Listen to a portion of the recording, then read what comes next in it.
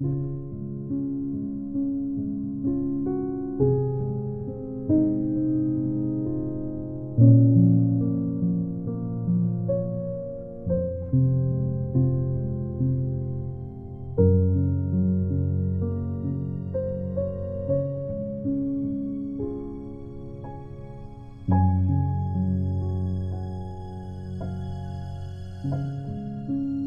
don't know.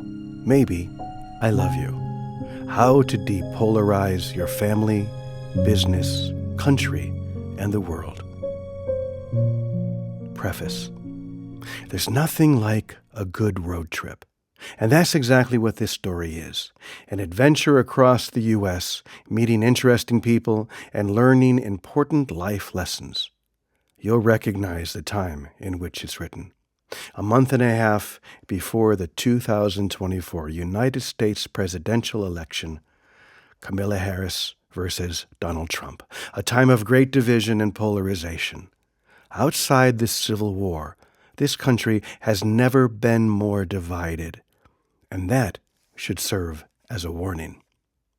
When so many are pushed to the far edges of the social and political spectrum, when middle ground seems hard to find, danger, great danger, looms. It requires a movement with the power to pull us back together, to remind us that our children and our children's children deserve a better future than the one we're creating for ourselves. The lessons learned while writing this book are universal. Though the story rotates around the deeply divided U.S. election, the challenges and themes apply to all of us, no matter where we live.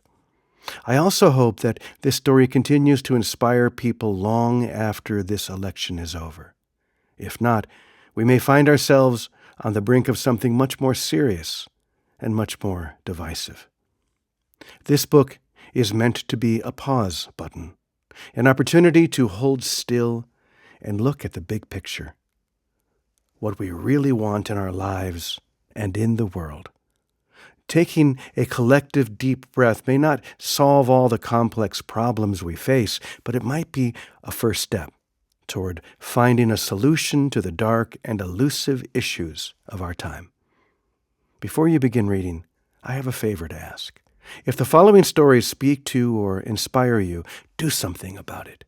Help stop the divisive momentum currently being experienced around the world and join us in creating a movement based on the laws of compassion and love.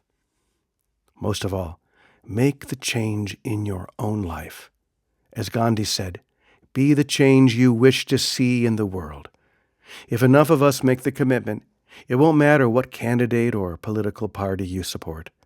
The only thing that will matter is how we care for one another despite our differences. That's what depolarizing is all about. To help you put these lessons into practice, we're building a community of depolarizing agents and coaches. The initial training is free, though we do ask that you help spread the message in a variety of ways. You're invited to register for the training by visiting www.d-polarize.com. That's de-polarize.com. It will give you everything you need to join people from around the world in creating a vibrant new world, where the laws of competition are replaced by acts of compassion and love. Join us, and let's heal the world.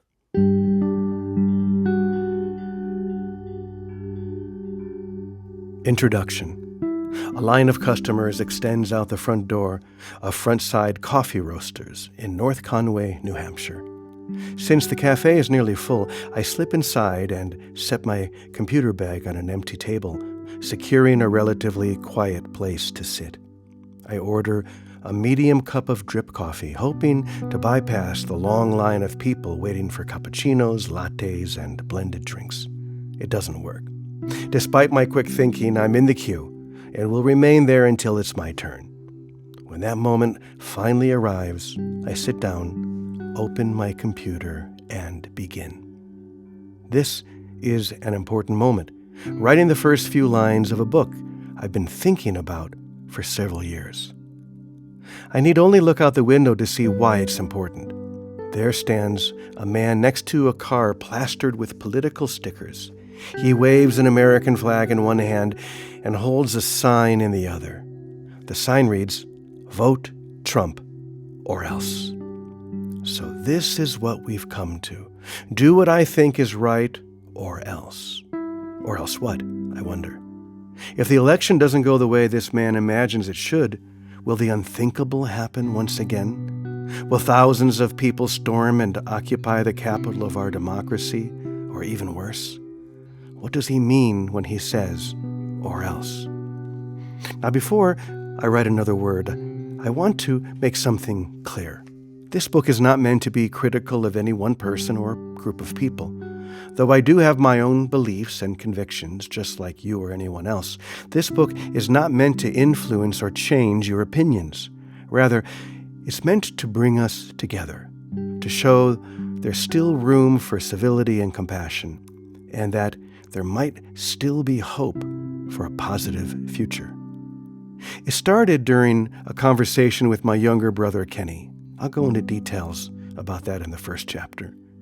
It was one of those conversations that changes your life, though it may seem completely ordinary at the time. Since then, I've shared what I learned at nearly every public event I've given around the world, and the result is always the same: bullseye.